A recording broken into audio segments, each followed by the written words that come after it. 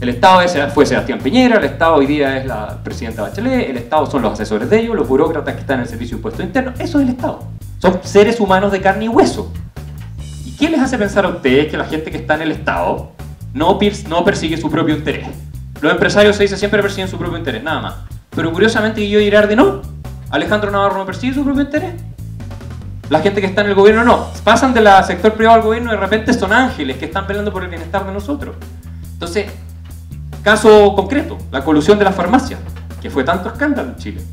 ¿Pero por qué se pudieron coludir las farmacias? Porque hay un grupo de legisladores en Chile que, haciéndole lobby a las farmacias, impiden que se puedan vender medicamentos en los supermercados. Si ustedes pudieran vender medicamentos en los supermercados, no, habría tanta competencia, las farmacias no se podrían coludir porque ustedes podrían ir al supermercado a comprar ese medicamento. Y así hay varias áreas más donde hay que abrir el espacio para la competencia. Ahora, el sistema de pensiones, déjenme decirles, lo ha seguido más de 30 países en el mundo, parcial o totalmente, el sistema de pensiones chileno. Si fuera tan malo, no habría más de 30, incluyendo países como Singapur y una serie de países europeos que lo están implementando y que lo han implementado. Ha rentado UF más 9% a los afiliados. Claro, Alberto tiene razón, hay mucha gente que no recibe buenas pensiones, pero ¿a qué se debe eso?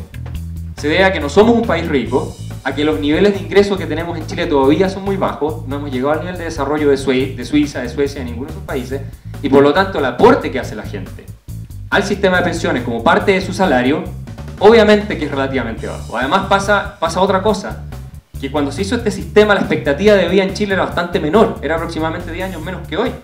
Entonces la gente se sigue jubilando a la misma edad, pero vive 10 años más en promedio. Y entonces hay que dividirle ese ingreso por los otros 10 años que van quedando. Ahora, el sistema estatal, y eso es un problema obviamente, el sistema estatal que tuvimos antes quebró. Y no solo eso, los políticos se robaron toda la plata, como lo acaba de hacer Cristina Kirchner en Argentina, que se expropió toda la plata de los ahorrantes argentinos. Entonces, ¿ustedes en qué confían más?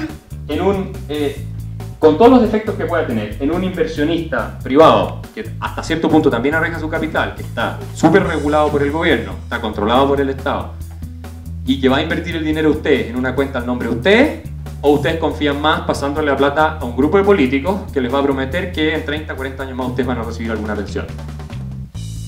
En Europa, déjenme decirles, los sistemas de reparto, que era lo que teníamos en Chile, están quebrados.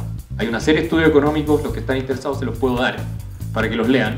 La gran discusión hoy día en Europa es cómo resolver el problema de lo que en inglés se llaman las unfunded liabilities, que son las pensiones que no se pueden pagar. Entonces, yo les digo, el presidente Mujica de Uruguay, con esto termino, el presidente Mujica de Uruguay fue un guerrillero marxista.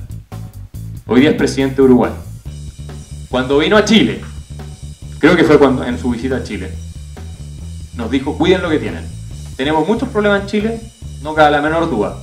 Pero los que crean que haciendo una tabula rasa para cambiar todo lo que tenemos hoy día prácticamente y meter a los políticos a, en definitiva, hacerse cargo de nuestros problemas, más que nosotros mismos hacernos cargo de nuestros problemas, creo que están siguiendo el camino equivocado. Eso nosotros lo intentamos en el pasado y fracasó estrepitosamente. Pregúntenle a sus padres, pregúntenle a sus abuelos lo que fue el Chile de la década del 50, la década del 60 y la década del 70.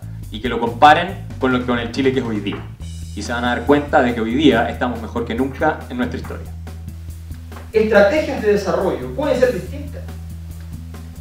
Nosotros hemos tenido un boom de crecimiento muy importante, después de una crisis brutal, porque la crisis del año 80 es enorme, después de que se había aplicado el modelo. Entonces, este modelo le ha ido mal y le ha ido bien. Y cuando le fue bien, no le fue bien a todos. Una de las cosas que me gusta mucho de Axel es que es capaz de decir cosas políticamente incorrectas, y eso es muy bueno.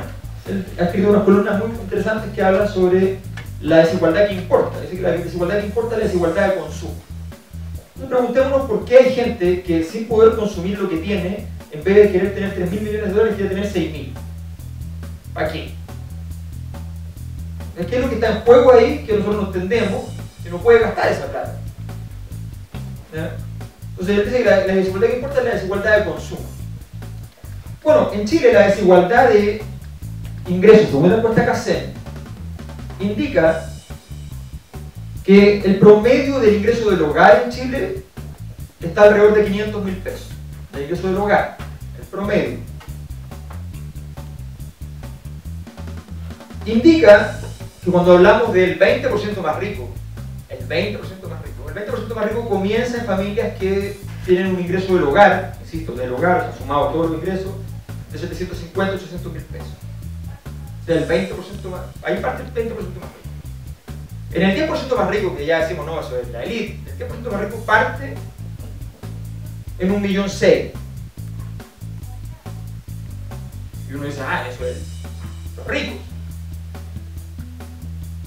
Bueno, para no ir tanto en detalle, yo les puedo decir lo siguiente. Vamos al paquetito, al 1% de personas que están en el 2% más rico del país. En el 2% más rico del país, el ingreso del hogar es de poco más de 4 millones de pesos. ¿Ya? 20 veces más que el salario mínimo, pero tampoco parece tan abrumador. En el 1% más rico, ¿ya? El ingreso promedio, por Cacacén, hecha por Piñera, es de 70 millones de soles. De 70, 1% a 4, el 2%. Entonces cuando dice el 5% más rico, el 2% más rico, está metiendo en el paquete muchas cosas. Y cuando uno va al 1%, hay un estudio de la Facultad de Economía de la Universidad de Chile que analiza ese 1% y en ese 1% en realidad uno tiene que ir al 0,01%, que se queda con más o menos el 10% del ingreso. Entonces, el problema de la desigualdad no es si hay desigualdad en el consumo o no, que la hay, evidentemente, pero no es solo eso. El problema de la desigualdad es que produce una cuestión que para la sociedad es muy complicada desde el punto de vista sociológico. Produce diferencias de poder y produce desintegración social y diferencias de estilo de vida.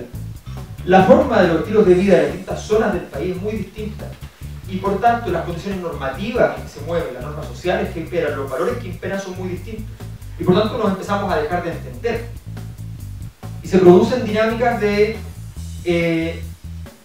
desarrollo de culturas internas que son muy difíciles de sobrellevar y producen un conjunto de problemas.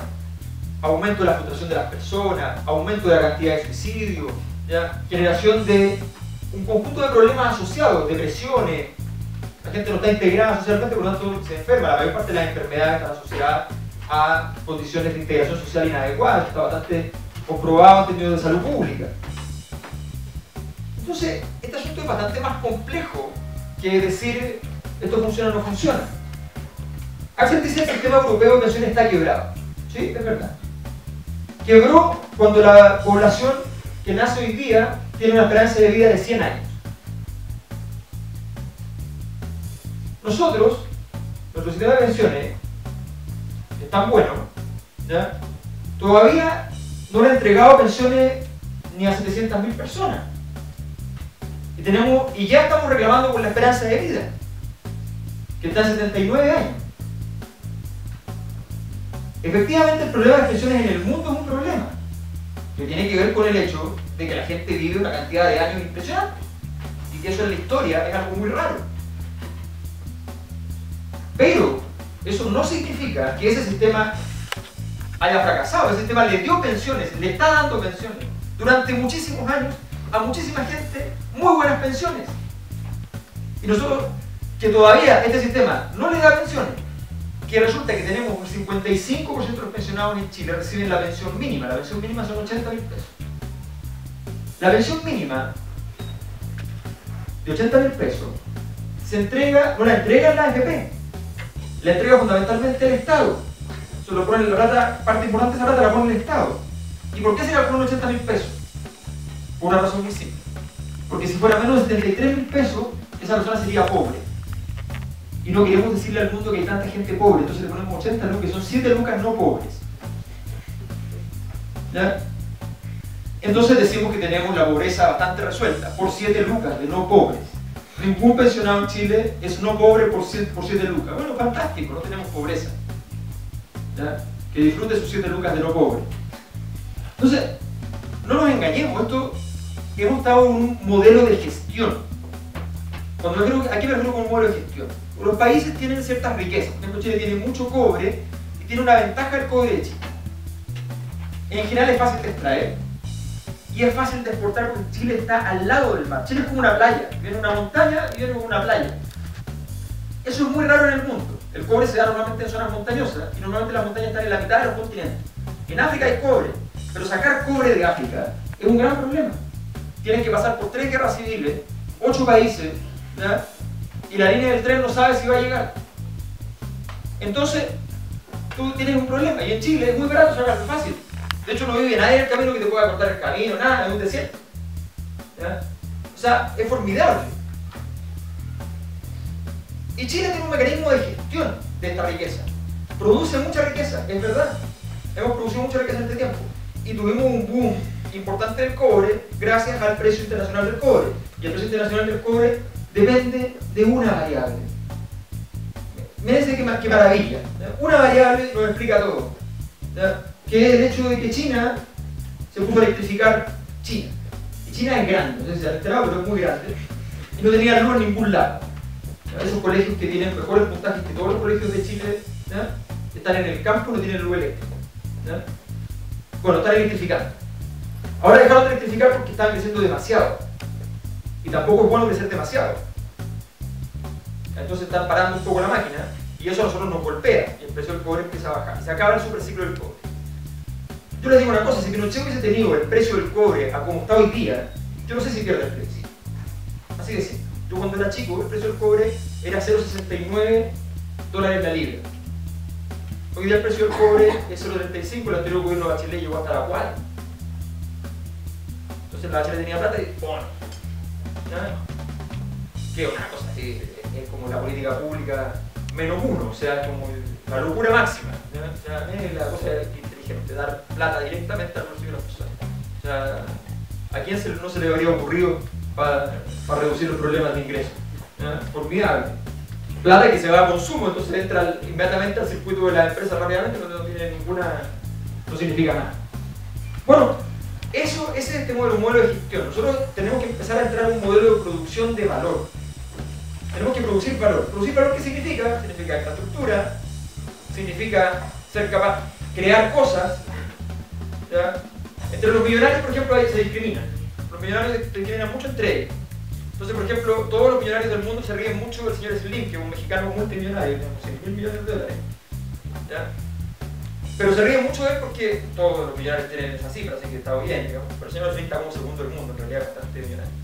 Pero el señor Slim tiene todo ese dinero basado en mercados regulados, lo que es como una cosa muy original. O sea, uno va, negocia con los políticos, les paga, qué sé yo, y suben los precios, entonces uno se hace más millonario. Antiliberal. Claro, exactamente, antiliberal. ¿Ya? El señor Bill Gates, que también es multimillonario, que más o menos la misma plata que el señor Slim, que dijo que a su hijo le iba a dar de los $100.000 millones que tiene solo $10 millones y chao. Encontraba que no correspondía pasarle tanta plata. Que debe ser bastante traumático porque la diferencia entre $100.000 millones y $10 millones es bastante. Ese señor inventó algo. ¿Ya? Se le ocurrió algo que produjo valor. Es bastante distinto. ¿Qué estamos produciendo nosotros? Hoyos en el desierto, árboles picados. Eso es lo que producimos. ¿Ya? Tengo unas entrevistas maravillosas a la gente de la concertación donde dicen hemos aumentado, año 2005, hemos aumentado la producción de valor. Ahora producimos frutas de mesa. Como fruta que se puede exportar y se puede vender en cualquier supermercado del mundo. O sea, pasamos de esa fruta que está media maltratada a una fruta bonita y bien cerada. ¿Ya? Esa fue nuestra producción de valor en los últimos 20 años. Centros comerciales, ¿ya? y una bolsa de comercio que es un espanto. Los dueños de las principales empresas de la bolsa de comercio son los encargados de controlar la bolsa, se controlan a sí mismos. ¿Ya? Y entre todo lo que se ha descubierto estos últimos 2 o 3 años, se ha descubierto que en realidad gran parte de los negocios era perjudicar a los accionistas minoritarios y eludir impuestos. Son 2 actividades fundamentales. ¿Quién eran los minoritarios? La AFP, o sea, todos nosotros. ¿Y quién eran los impuestos? Todos nosotros, de nuevo. Bueno, eso es. tenemos que ir simplemente, yo no estoy hablando, aquí no estamos hablando del socialismo que nota al pie, el socialismo es parte del modelo capitalista, el modelo capitalista, el socialismo es capitalista, produce capital, solo que lo concentra el Estado, sigue siendo capitalismo, ¿ya? Y que hay que producir valor, que no podemos seguir porque se va a acabar el precio del cobre a este nivel y vamos a bajar, vamos a decrecer. Y cuando empecemos a decrecer, la bolsa va a caer mucho más porque como es especulativa, cuando vienen las malas noticias, cae histéricamente. No hay nada más histérico que una bolsa de comercio. Aunque suena una cosa mucho más sofisticada, es completamente histérica, ¿ya? Y entonces cuando venga la bajada, va a bajar mucho, lo que le pasó a Islandia, que apostaron mucho por el sistema financiero y les fue muy mal. Así que esa es la propuesta en general. Gracias. Podría escribir una enciclopedia con todas las observaciones que le tengo a la intervención de Alberto, pero yo lo que estoy de acuerdo obviamente es la última parte, que no podemos seguir siendo un país de renta de cero valor agregado y tenemos que transitar hacia la creación de tecnología y valor agregado.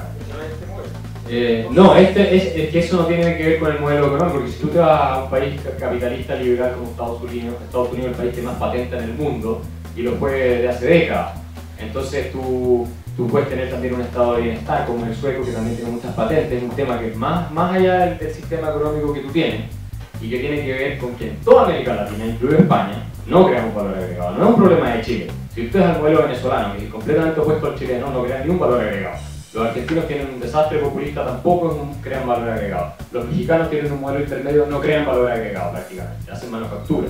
Entonces eso tiene que ver con ya un problema que tal vez es más de fondo, con la formación, con la educación, con la tradición de la ingeniería que tiene el europeo y todas esas cosas que nosotros no tenemos. Ahora, no veo cómo, haciendo crecer el poder de los políticos, ¿no es cierto? Y está lo mismo que decir haciendo crecer el tamaño del Estado, nosotros vamos a poder crear valor agregado. Yo dudo, ¿no es cierto?, que el senador Quintana o que Peña Grillo o que Camila Vallejo sepan cómo crear valor agregado. Y en los países que crean valor agregado son países en que lo ha generado siempre, o prácticamente siempre, va más allá de un subsidio por allá, uno por acá, la empresa privada. ¿Ustedes creen que Mercedes se le ocurrió a algún burócrata en Alemania inventar la Mercedes? No. Cuando Carl Benz empieza en su fábrica, en su taller, haciendo los autos y después esa cosa se masifica. Vean ustedes la historia de la revolución industrial. La revolución industrial se desarrolla en un contexto de libertad económica, en un contexto en que los derechos de propiedad son absolutamente protegidos. Si ustedes no protegen los derechos de propiedad, pregúntenle a los papás de ustedes que tienen empresa o que trabajan en empresa. Pregúntenle, oye papá, si en cualquier minuto te pudieran quitar tu empresa de los que están en el gobierno, o la empresa de donde tú trabajas. ¿Cómo crees que sería tu trabajo? ¿Cómo crees que sería tu ingreso? Ustedes no podrían producir nada, ni siquiera un par de tomates en el campo, porque en cualquier minuto vienen y le roban lo que tienen, ya sea el gobierno o sea otra persona. Y una de las tragedias de América Latina es la inseguridad de los derechos de propiedad. Hoy día en la tradición económica no hay ni un economista, por muy de izquierda que sea, que les diga a ustedes que la protección y la garantía de los derechos de propiedad no es un requisito indispensable para llegar a los niveles de riqueza que a mí y a Alberto nos gustaría ver. Necesitamos, en ese sentido, un sistema económico que incentive el trabajo, incentive la creación de riqueza, que si ustedes tienen una idea, no venga el Estado y les quita al tiro la mitad de lo que están produciendo, porque ustedes se van a ir a otro lado con esa idea, se van a ir al Silicon Valley, no se van a quedar aquí. Entonces necesitamos un país en que se cumplan los derechos de propiedad, ¿sí o no? En que ustedes no les puedan quitar la casa cualquier día, que se le ocurra a los políticos, en que los impuestos sean moderados. No estoy diciendo que no tengamos ni un impuesto, pero sí tienen que ser moderados, porque nosotros estamos compitiendo con todo el mundo. El resto del mundo no nos va a esperar, no va a esperar a la nueva mayoría con su teoría de que regalémosle todo a todo el mundo, que repartamos bonos, subámosle los impuestos ahora en un 75% a la empresa, que es lo que están haciendo. La proporción entre lo que pagan hoy a lo que van a pagar es un 75% más, ¿no es cierto? Eso no va a funcionar. Yo me he juntado con varios emprendedores empresarios, me han dicho, gente empresaria importante, nosotros tenemos todo parado aquí en los próximos 4 años, tenemos que saber qué va a pasar con esta cuestión. ¿Ustedes creen que a los empresarios con lucas eso es lo que les afecta o le afecta más a la gente de medianos recursos que quiere encontrar un empleo? A los que más daña a la gente de medianos recursos que quiere, o bajos recursos que quiere encontrar un empleo. Entonces, no hay fórmulas mágicas. Yo estoy de acuerdo que no estamos en el mundo ideal, que tenemos una serie de problemas. Pero, como dijo bien el presidente Mujica, cuiden lo que tienen. Uruguay y Chile son los 2 países más desarrollados de América Latina, por algo será. No llegamos aquí por casualidad, tenemos un conjunto de instituciones que nos han servido. A propósito de las AFP, que han acumulado más de 150.000 millones de dólares, hay estudios serios que prueban cómo las AFP han aumentado, por acumulación de capital, han implementado el crecimiento económico de Chile y eso ha generado muchos empleos y le ha aumentado el ingreso a mucha gente pobre, que antes no tenía ese ingreso. Entonces no es solamente que repartan pensión, sino que tiene todo un efecto secundario para todo lo que es el desarrollo del mercado de capitales chileno, que es fundamental para que este país llegue a ser desarrollado. Ahora, tampoco es justa la comparación que hace Alberto entre el sistema de pensiones privado chileno y el sistema de reparto que pueden tener los alemanes. Porque estamos comparando un país de $40.000 de ingreso per cápita con uno que tiene menos de 20.000. Entonces, eso obviamente que van a tener mucho más espacio para dar una pensión generosa. Este sistema, dicho sea de paso, el de reparto, que se está poniendo, se está extinguiendo en el mundo porque está quebrado, lo inventó Bismarck en el siglo XIX en Alemania, que fue el fundador del sistema fascista económico. Y Bismarck fue muy inteligente porque les prometió a los alemanes que se iban a jubilar a los 65, ¿no es cierto?, especialmente si participaban en su plan imperial en las Fuerzas Armadas, pero la expectativa de vida en esa época era menos de 60, entonces al final a nadie se le pagaba la pensión. Y efectivamente, hoy con la crisis demográfica este sistema ya no es sostenible. Ahora, sobre Corea del Sur, sistema de sustitución de importación, hay mucha literatura que contradice lo que dice Alberto. Hay algunos que sostienen lo que dijo Alberto, de que efectivamente el sistema de sustitución de importaciones, o de promoción de exportaciones más bien, en Corea del Sur funcionó. Hay otros que dicen que fue un total fracaso, así que ese tema tampoco es tan claro. Paul Krugman, por ejemplo, el premio Nobel de Economía, que nadie podría decir que es neoliberal, debe ser lo más socialista que existe hoy día en el mundo de la economía, dice que la libertad de comercio ha sido lo que más ha contribuido a sacar a personas de la pobreza en todo el planeta. Entonces, la pregunta que les quiero, el tema que les quiero plantear yo, y es que a propósito de la desigualdad, yo propuse una solución al problema que dice Alberto, de que el 1% gana tanta plata. Echémoslo a todo el país. Saquemos un decreto de expulsión en que echamos al 1% más rico de Chile y tenemos la igualdad que queremos. Vamos a tener unos países más igualitarios del mundo. ¿Qué les parece? ¿A les gusta la igualdad? Parece absurda esta tesis, pero si la igualdad fuera realmente el objetivo que nosotros buscamos, ¿por qué no echamos al 1% más rico, le expropiamos al 1% más rico lo que tiene? No nos va a resolver el problema, obviamente. El problema no es que haya unos pocos que tengan mucho ahí arriba, más allá del impacto que puede tener hasta cierto punto en el sociológico, como dice Alberto, yo comparto esa preocupación, no la califico. Pero el problema es que tenemos una base. Lean el libro de Andrés Velasco, que nadie podría decir que es neoliberal tampoco. ¿Sí? Bueno, Alberto puede decir, pero a mí me parece que Andrés Velasco está lejos de ser neoliberal. Es un liberal americano, un socialdemócrata. Bueno, donde el problema está, lo que plantea es los ingresos autónomos. Lo que pasa es que tenemos muchas personas en Chile todavía que no son muy productivas. Tenemos personas que cuando participan en el mercado del trabajo, como bien dijo Alberto, la educación en Chile es mala, la educación estatal es la peor de todas, dicho sea de paso. Entonces, entienden poco lo que leen, ¿no es cierto? No hablan inglés, no salen de buenos colegios como este, y por lo tanto tienen menos opciones de integrarse en una vida laboral donde su ingreso, porque su productividad es menor.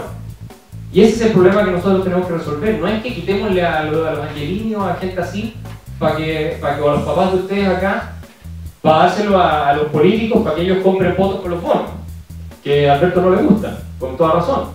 No es esa la solución es cómo hacemos para que este se convierta en un país rico, a que todo el mundo le haya mejor, y no que estemos peleando, oye, que cómo puede ser que haya unos países que... Ahora, déjenme decirle algo, la desigualdad y estudios que prueban que en Chile la desigualdad nunca ha sido mejor que hoy.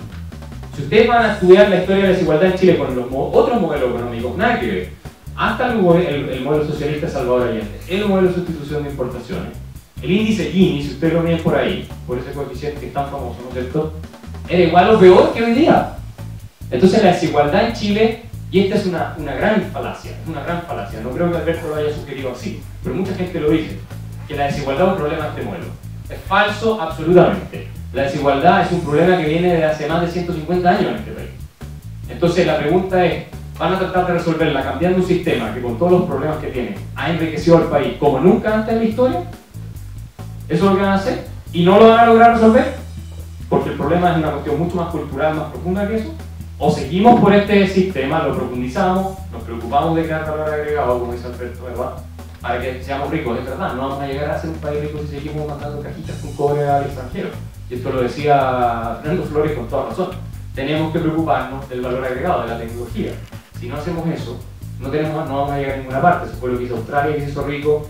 Irlanda se hizo rico también gracias a eso. Tuvieron después el problema de la crisis financiera, pero ese es un problema que no tiene que ver con el modelo de desarrollo de ellos. porque ellos salieron a rescatar a los bancos, una cuestión que no deberían haber hecho nunca. En el capitalismo los que pierden deben quebrar, esa es ley. Y en definitiva, tenemos entonces la disyuntiva de que tenemos un senador que quiere pasar la retroexcavadora al sistema que tenemos. Ahora, comparémonos con lo que es comparable. Yo los invito. Nosotros estamos aquí en uno de los colegios de élite de Chile, de los colegios más importantes de Chile. Ustedes van a ser líderes, sin lugar a dudas, el día de mañana en Chile. Van a ser líderes políticos, líderes empresariales, o van a estar dentro del 5 o 10% mejor pagado del país. Esa cuestión, creo que Alberto y yo estamos de acuerdo en eso. O sea, que tienen muy buena probabilidad que eso se haga. Ustedes tienen la obligación, a mi juicio, de analizar estas cosas con la cabeza fría. Y no dejarse llevar por consignas emocionales. Porque es muy fácil decir, oye, mira, hay muchos que tienen muy poco y hay muchos que tienen poco, y démosle los de arriba y démosle los de abajo. Eso suena bien. Eso está bueno para el eslogan, digamos, de Twitter, está bueno para el eslogan de campaña política.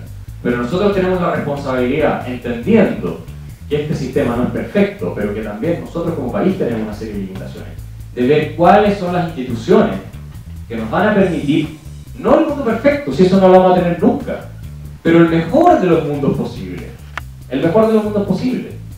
Y eso implica ponerse a estudiar cómo funciona la economía, cuáles son los incentivos que son necesarios para que eso llegue a ocurrir.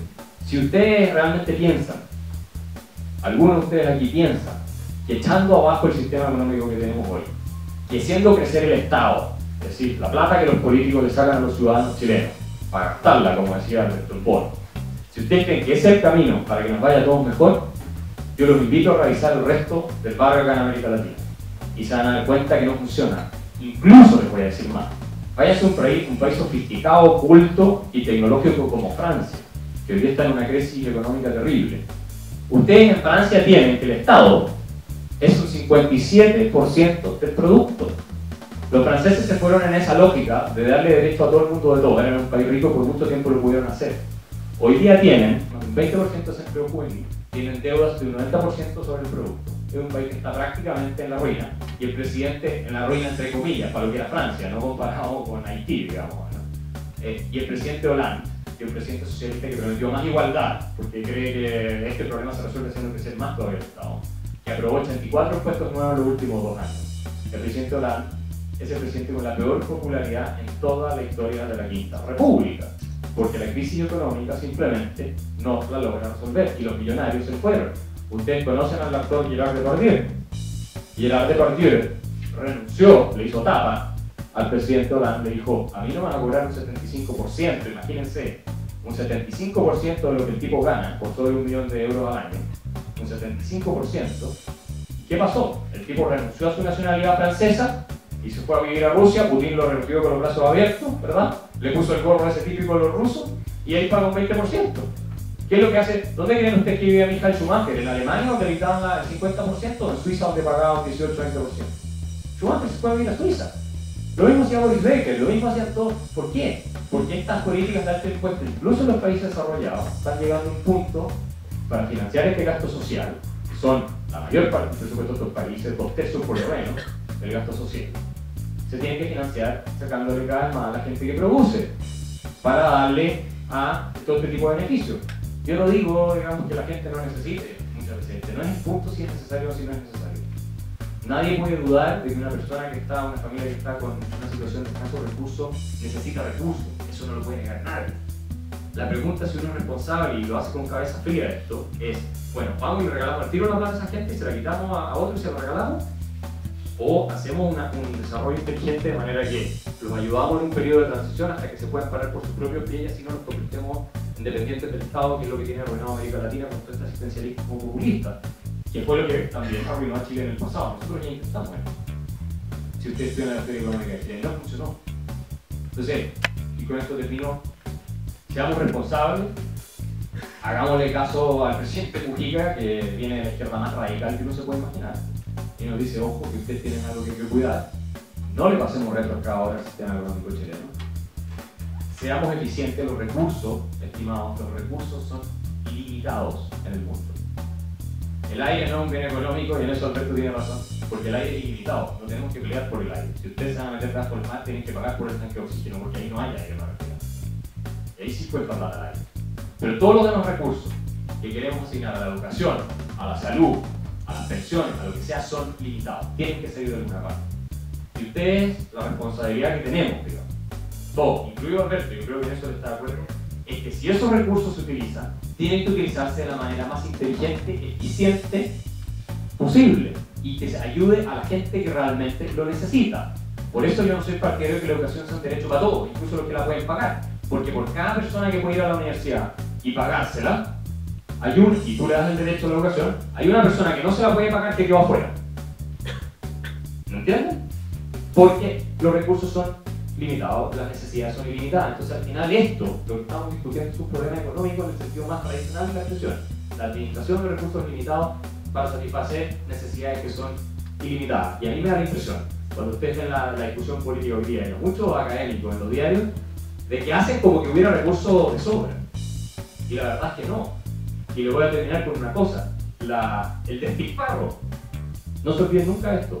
El despilfarro de recursos, la corrupción que hay a nivel estatal. A mí me lo han dicho amigos míos de la conservación, que estuvieron incluso metidos a más alto nivel en el gobierno. Me han dicho, en privado, tú no puedes imaginarte la cantidad, sobre todo a nivel municipal, pero también a nivel de gobierno, hay recursos que se desvían y se despilfarran. Ni hablemos del Transantiago, que es un desastre, una catástrofe, que le va a costar miles de millones de dólares a Chile. Hay muchos otros ejemplos, Ferrocarril del Estado, Chile Deportes, bla, bla, bla. Ustedes pueden hacer una lista eterna. Creer que pasándole más recursos a los políticos, para que lo sigan despilfarrando, para que lo sigan malversando, como ahora lo están haciendo, a mi juicio es un error. Dejemos lo mejor en las manos de aquellos que, como decía Alberto, pueden tener 6.000 millones de dólares. Pero sí, lo que pasa es que esa gente ya no está en el juego por la plata, necesariamente. Lo que esa gente está en el juego es porque simplemente su pasión es hacer negocio y ver que le va bien. Así como tienen 6.000 millones de dólares, pueden perder 2.000, 3.000 millones de dólares, como le pasó a los Lufthansa con Sudamericana de Vapores. Perdieron 2.000, 3.000 millones de dólares, como nada. Entonces ustedes tienen que imaginarse eso. Pero los invierten y con eso lo que se produce es creación de empleo. Entonces, con esto sí que termino, es una técnica que uno tiene, con esto sí que termino para poder seguir hablando. Pero con esto sí que termino, el Estado, que son los políticos, los burócratas que lo gobiernan a ustedes, normalmente no asume los costos por los errores que cometen. Si ustedes en el mercado hacen una mala decisión, ustedes pierden su plata, ustedes asumen el costo. Los políticos, los burócratas, cuando toman una mala decisión, pierden la plata ustedes. Piensen cuál sistema es más eficiente para resolver los problemas. Muchas gracias a ambos. Quisiera complementar para seguir con este foro. Han hablado ambos de desigualdad, de valor agregado, de la reforma actualmente tributaria. La pregunta es, ¿la actual reforma va a poder lograr cumplir todas las expectativas que se tienen para mejorar la educación? Si ustedes creen que la educación es la solución para darle valor agregado para solucionar el problema de desigualdad, si es así, ¿qué tipo de educación es la que necesita nuestra sociedad actual?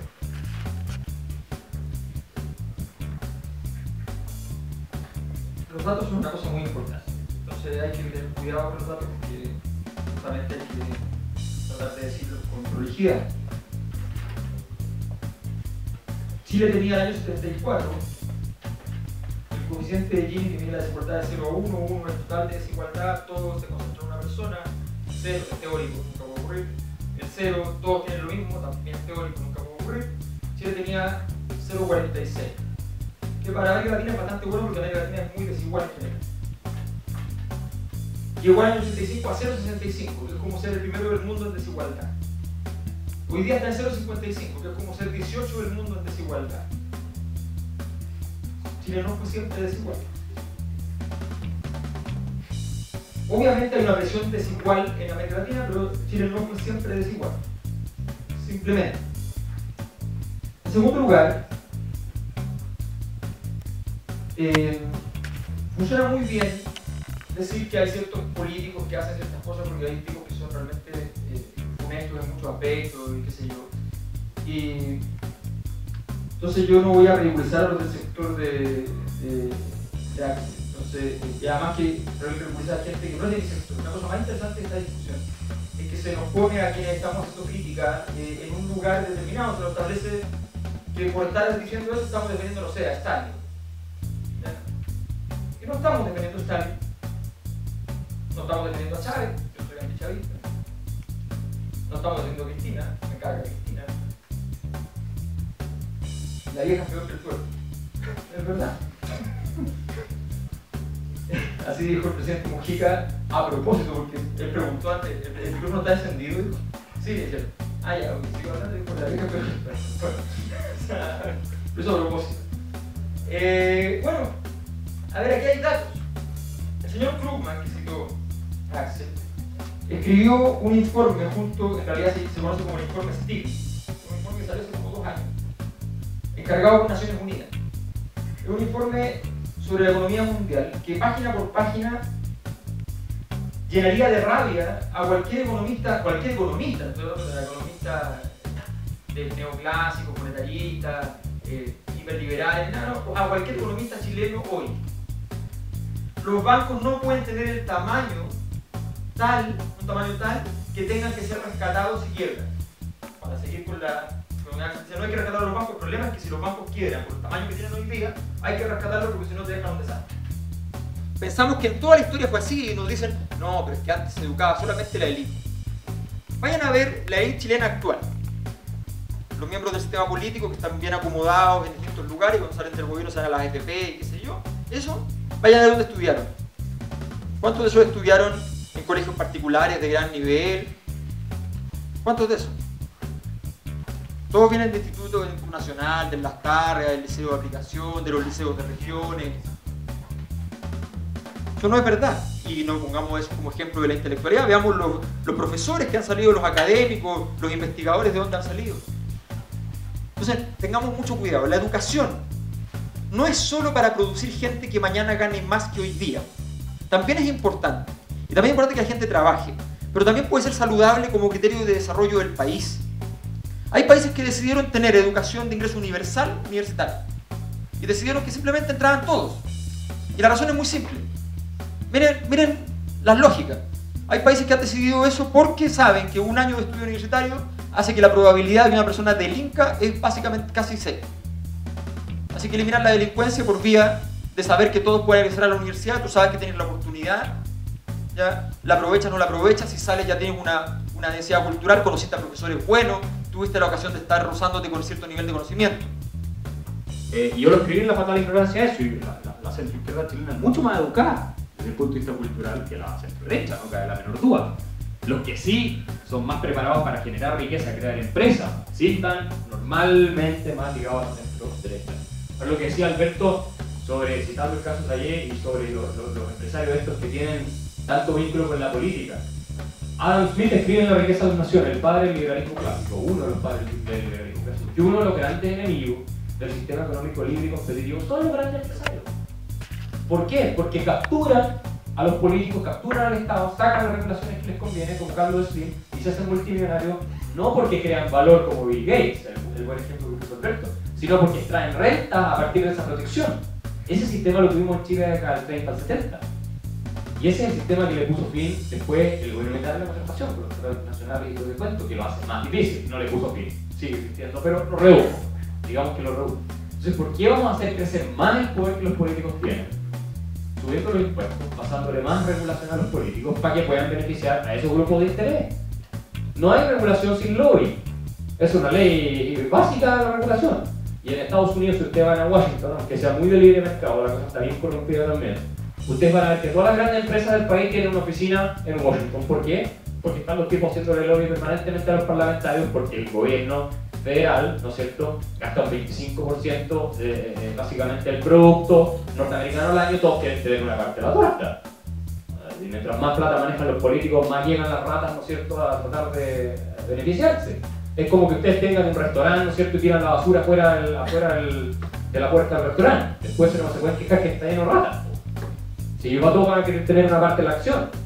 Ahora está en la naturaleza, lamentablemente, del empresario buscar su interés, como está en la naturaleza del político buscar su interés. Por eso es que el poder político tiene que estar limitado. El empresario, lo peor que le puede hacer es hacerlo competir. Oblígalo a competir. Porque con eso él tiene que satisfacer a los consumidores las necesidades y deseos que estos tienen a precios que estos quieren pagar. Si no le entra la competencia y chao, no tiene nada más que hacer. Lo que le pasó a las automotoras en Estados Unidos, la General Motors, que quebró, entre otras, porque los sindicatos la capturaron, la hicieron tan poco competitiva que la terminaron reventando. Pero claro, los coreanos, los japoneses, todo eso se les metieron por los palos y chao. Ya la industria automotriz norteamericana es marginal en relación a lo que era antes, que era la gran industria automotriz del planeta. Entonces, libertad, competencia. Así se mejora la calidad de vida y así evitamos que se capture, ¿no es cierto? Los políticos por parte de los grupos de interés. Para nosotros es una de las grandes preocupaciones. ¿Cómo hacemos para evitar que se corporativice el sistema, que se cierre el sistema para unos pocos políticos que se van turnando siempre en los mismos cargos, porque además cierran el sistema político para ellos, y después se van ¿no es cierto?, a la ONU, después se van al Fondo Monetario Internacional, y unos pocos empresarios que se están llenando los bolsillos, no todos, pero hay algunos que cierran el sistema para ellos. Y entre ellos, ¿ustedes creen que no se juntan a comer? ¿Quién le paga la campaña a los políticos de todos lados? ¿Quién le financia? Bachelet tuvo una campaña mejor financiada que la PRI. ¿De dónde salió toda esa plata? ¿Por qué sale Jorge Aguad aplaudiendo tanto ahora la reforma de Bachelet de la asociación de los bancos?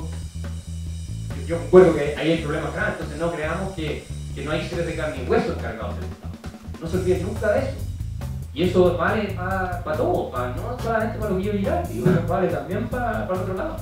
¿No es cierto? El senador Albertina, el que ustedes quieran, son personas, al fin de cuentas. Y tienen que jugar de acuerdo a esa regla. Entonces les vuelvo a insistir una cosa, tenemos muchos problemas en Chile. Yo creo que soy el único columnista a propósito de los escándalos, esto de cascadas y todo eso, que me mandó una columna dándole un palo bien dado en el Mercurio, en la tribuna que más importa a los empresarios chilenos, diciendo que ese nivel de indecencia es intolerable y que ellos mismos van a ser responsables por hundir el sistema si siguen así. No leí nada más que lo original. Puede haber en algún otro diario críticas, digamos, de personas más vinculadas a esa izquierda, pero en el caso del otro no. Nadie se lo critica. ¿Por qué? Porque yo sí lo considero indecente y moral hacer eso. Y creo que disminuye la credibilidad del sistema. Y creo que es un sistema que, sumando y restando, con todos los defectos que tiene, es el sistema, con todo el problema, que mejor ha funcionado en la historia de Chile. Krugman, en su libro The Return of Depression Economics, dice que la reforma de los Chicago Boys, que se hicieron durante el gobierno militar, este es un economista prácticamente socialista, o no socialista, pero lo más izquierda que se puede encontrar, fueron tremendamente exitosas. O sea, él mismo lo dice. Porque si ustedes analizan los datos, les dije 50% de la pobreza, 11% de la pobreza, y termino, y ahora sí de verdad termino, con una palabra sobre la crisis financiera. Alberto, la crisis financiera, si tú la estudias bien a fondo, te das cuenta que en gran medida fue precisamente por el lobby de los grupos de interés en Washington. El Ministerio de Hacienda en Estados Unidos, el que dirigía Hank Paulson en esa época, está completamente capturado por gente de Goldman Sachs, hay estudios que lo muestran. Y la Reserva Federal es un órgano que creó el Estado por presión de banqueros privados en 1913 y fue la que bajó las tasas de interés artificialmente a partir del año 2000, cuando Alan Greenspan era presidente. Y eso infló la burbuja inmobiliaria en Estados Unidos. Mientras tanto, los banqueros hicieron una tremenda pasada. Pero eso no es libre mercado, eso no tiene nada que ver con capitalismo. Y encima, se produce el descaro después. ¿Cómo será que el director de presupuesto de Ronald Reagan, David Stockman, sale con un libro que se llama La Gran Deformación, diciendo que en realidad lo que ocurrió después con la crisis financiera y todo el rescate de estos bancos fue un golpe de Estado blando por parte de las élites de Wall Street, que tienen totalmente cerrado el sistema para ellos? Estamos hablando de una persona que no solamente trabajó en el sistema financiero, fue también representante, en fin, conoce bien el sistema. Entonces no se equivoquen con esto, que el capitalismo, pues, si ustedes estudian bien la historia y ven los casos de Fannie Mae y Freddie Mac, dos empresas que se dedican a la hipoteca a gente que no podía pagar, del Estado, creadas por el Estado norteamericano, son una de las grandes responsables de todo este problema. Yo escribí un libro sobre esto que se publicó en Estados Unidos, se publicó en varios países. Así que sé de lo que les estoy diciendo, me investigué bien a fondo esto, pero ustedes lo pueden investigar por su cuenta, no me crean a mí. Hagan el estudio ustedes y se van a dar cuenta que esta crisis tuvo mucho que ver, mucho más que ver con la captura del gobierno por parte de grupos de interés y por la política de la Reserva Federal de Estados Unidos que con temas de libre mercado. Pero para volver al tema que nos enfoca Chile, hablen con sus papás, pregúntenle lo que era Chile en la década 50, 60, 70, con sus abuelos, y que lo comparen con lo que voy, con todos los problemas que tenemos, porque nadie lo discute.